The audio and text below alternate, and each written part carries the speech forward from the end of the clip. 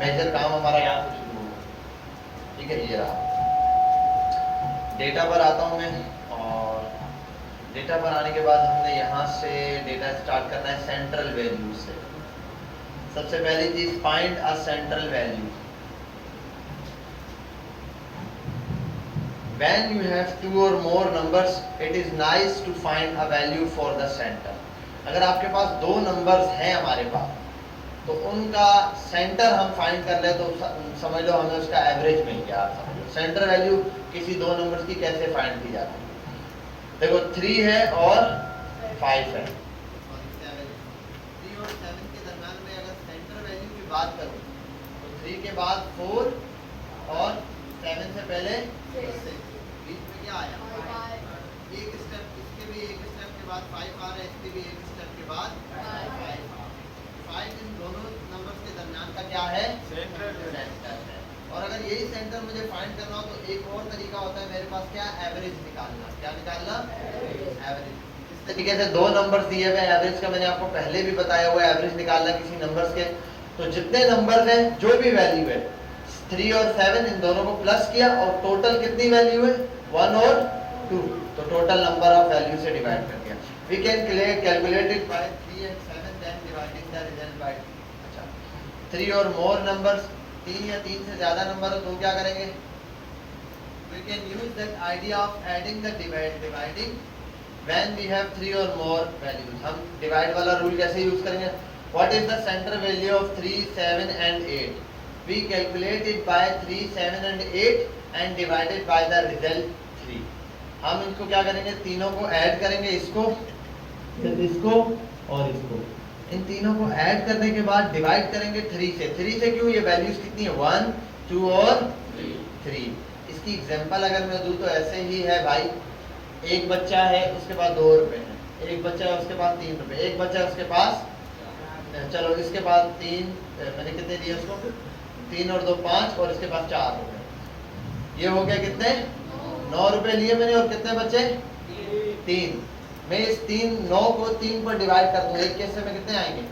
तो हमें ये बताता है कि एक बंदे को कितना मिल रहा है। इससे समझ आ गई बात? तो हम एवरेज का तरीका इसलिए लगाते हैं कि कोई चीज किसी पर बराबर डिस्ट्रीब्यूट करनी हो।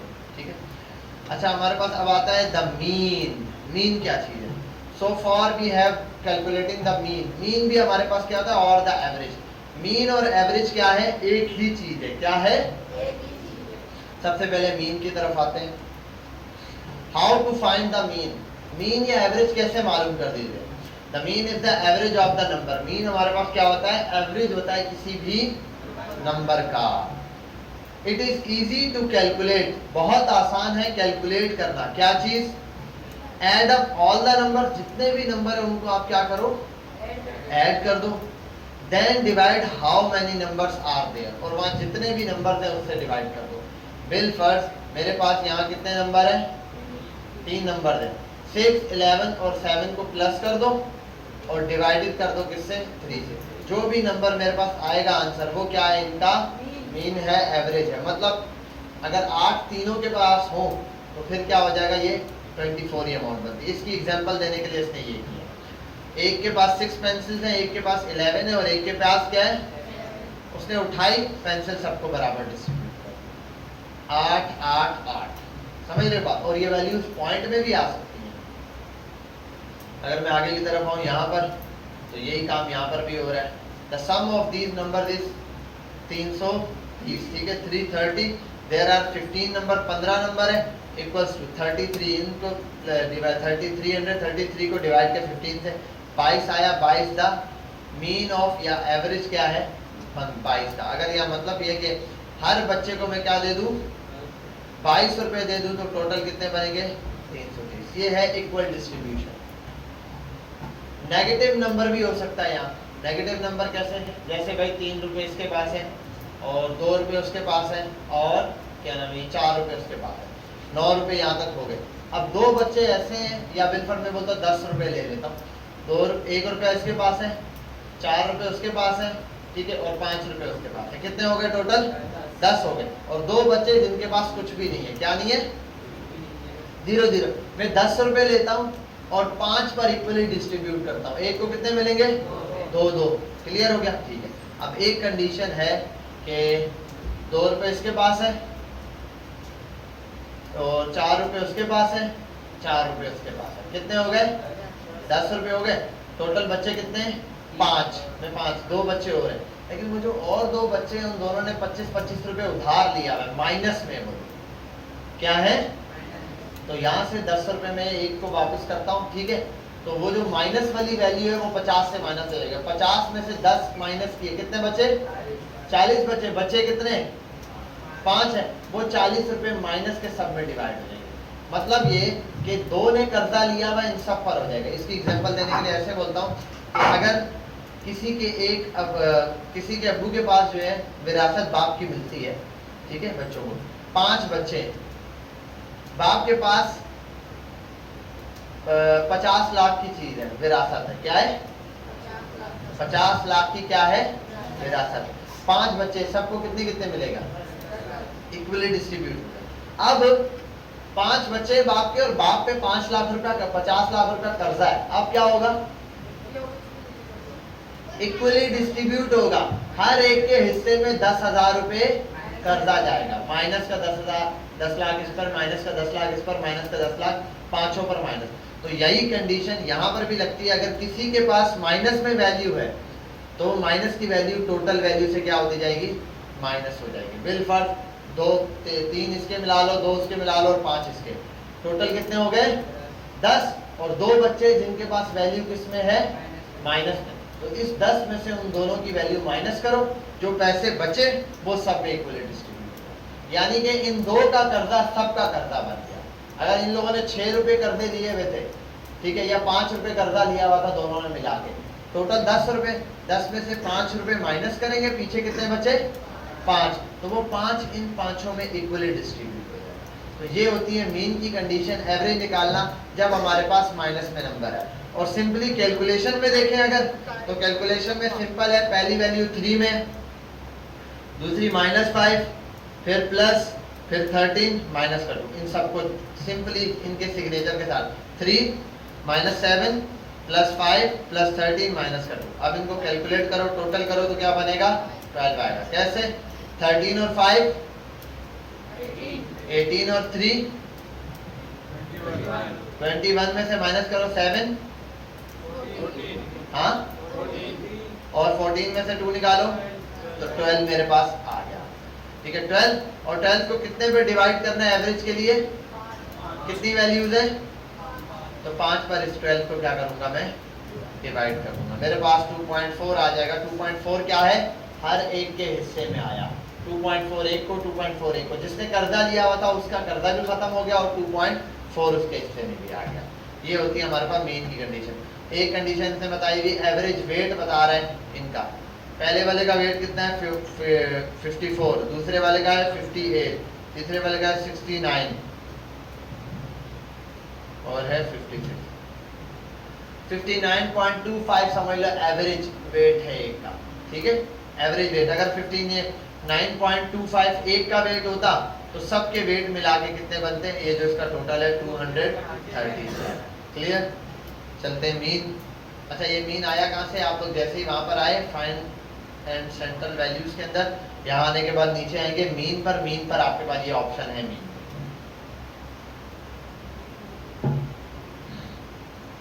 ये इसमें, अच्छा, अब ये कंडीशन तो तब तक ठीक है जब तक सेम वैल्यूज है। क्या है?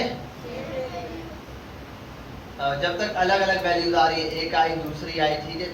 अब अगर ऐसी कंडीशन आ जाए जैसे 1 1 1 1 13 13 13, अब यहाँ सेम वैल्यू, एक ही वैल्यू कई दफा आ चुकी है। क्या हो गई है? एक ही वैल्यू 13 13 13 13 13 1 1 1 1, ये एक ही वैल्यू मेरे पास क्या हुआ है? कई दफा आ चुकी है, बहुत दफा। अब इसको मैं कैसे सॉल्व करूं? इसको क्या करूं? 11 से डिवाइड कर दो, मेरे पास 7.5 तो आ जाएगा। ये तो मीन तो इसका ओके निकल गया। लेकिन जब मेरे पास सेम वैल्यू, एक ही जैसी वैल्यू मल्टीपल टाइम्स आती है, फिर मैं मीन नहीं लेता। फिर हम क्या करते हैं? मीडियन का इस्तेमाल करते हैं। क्या करते हैं? मीडियन में मेरे पास 2 तरीके हैं। क्या है? 2 तरीके।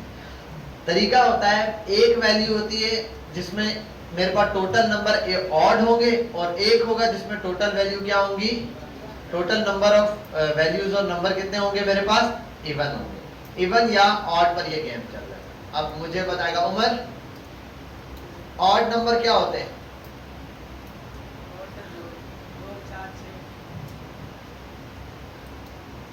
आप इवन नंबर कौन से होते हैं?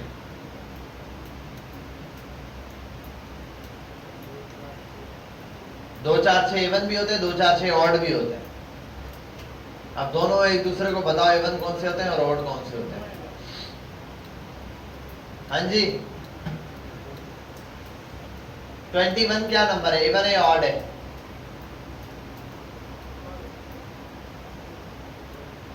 ऑड है। और ऑड नंबर और कौन कौन से हो सकते हैं? 1 3 5 7 जो 2 के टेबल में नहीं आते वो ऑड नंबर होते हैं। कम से कम इतना तो पढ़ के बैठा करो। ये बिल्कुल छोटे से बच्चे इस पे कंफ्यूज हो रहे हो।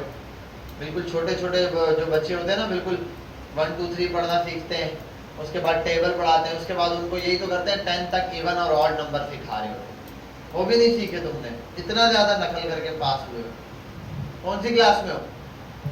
हाँ, थोड़े जोर से बोलो, आवाज नहीं आ रही। वाह माशाल्लाह, तुम डूब मरो दोनों, बैठो, नालायक नहीं है।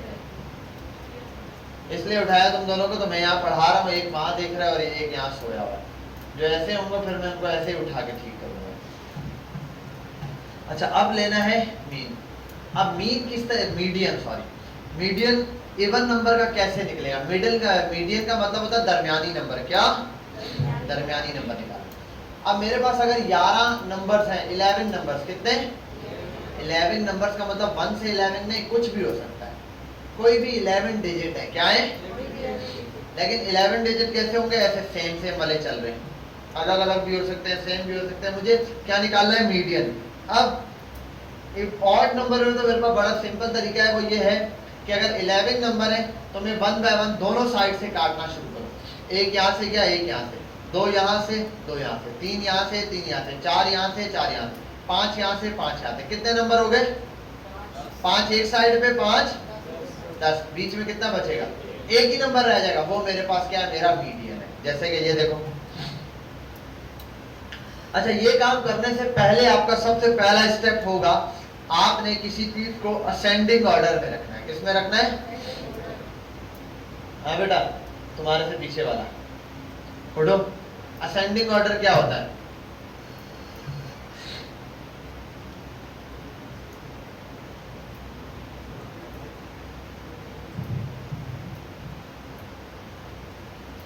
आदि, असेंडिंग ऑर्डर क्या होता है? अयान, अयान अहमद, हाँ, असेंडिंग ऑर्डर क्या होता है जनाब? स्कूल पढ़ा है? किस क्लास में? हाँ, किस क्लास से छोड़ा? मैट्रिक करके छोड़ा, तो फिर ये तो छोटी क्लास में बताया जाता है। हाँ भाई, अरबाज के भाई समीर, छोटे से बड़े को। हाँ, छोटे से बड़े को। डिसेंडिंग क्या होता है?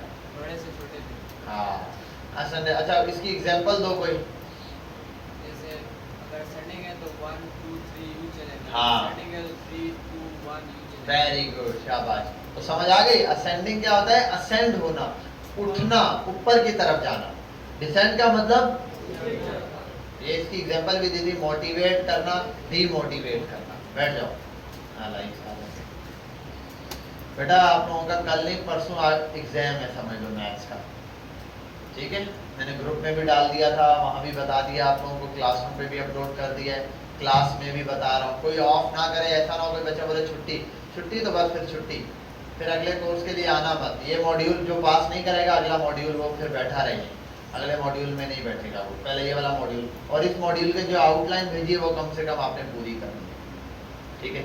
अच्छा, सबसे पहली चीज, उस नंबर को क्या रखना है? असेंडिंग ऑर्डर में रखना, चाहे एक जैसे ही हो, 1 1 1 1 1 लिखा हुआ है, 3 3 3 3 2 2 2 2, आपका कोई मसला नहीं, आप उसको असेंडिंग में लिख दो। 1 है तो सारे 1 शुरू में, सारे 2 शुरू में, सारे 3 शुरू में, वो लिख दिया। उसके बाद नंबर्स कट करना शुरू करो। जैसे ये रहा, यहाँ से ये गया, ये गया, यहाँ से ये गया, ये गया, ये गया, करते करते ये गया, यहाँ से ये गया, बीच में एक नंबर बच गया। तो 13 इसका क्या है? मीडियन। लेकिन एक कंडीशन ये आ सकती है कि भाई ये नंबर मिला, इसको असेंडिंग ऑर्डर में लिखा, यहाँ से ये गया, यहाँ से ये गया, यहाँ से ये गया, यहाँ से ये गया, लेकिन बीच में अब 2। अगर ये 10 नंबर है बिल्कुल 1 2 3 4 5 6 7 8 9 10, तो बीच में कुछ भी नहीं बचेगा। अब क्या करें? तो एंड के 2 नंबर छोड़ देने, 1 2 3 4, ठीक है, 1 1 2 2 3 3 4 4 5 5 बच गए ना, उनको छोड़ देंगे। जैसे यहाँ पर बताया 1 1, फिर इधर का 2, इधर का 2, ये बच गए, इन दोनों को छोड़। इन दोनों को प्लस करके 2 से डिवाइड करना है। क्या करना है? यानी कि इनका एवरेज निकालना है। इनका एवरेज निकालेंगे, जो इनका एवरेज आएगा वो हमारा क्या होगा? मीडियन होगा। क्या होगा? क्लियर यहाँ तक? तो अब चलते हैं मोड की तरफ। मीडियन के हमारे कितने तरीके हैं? 2 तरीके हैं। हाँ भाई, आप मीडियन में क्या कितने तरीके हैं? कौन कौन से?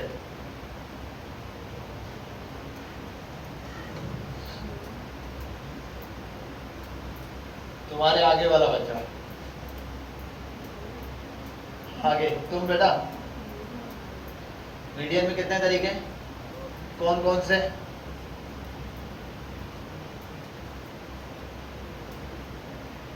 कॉपीज बंद करके बैठेगा ना नवाब सारे। आदि, मीडियन में कितने तरीके हैं? कौन कौन से? मैं पूछ रहा हूँ मीडियन में कितने तरीके हैं, और उसी में बोल रहे हो 2 तरीके था। हारिस, मीडियन में कितने तरीके हैं सॉल्व के? तुम? मुइज?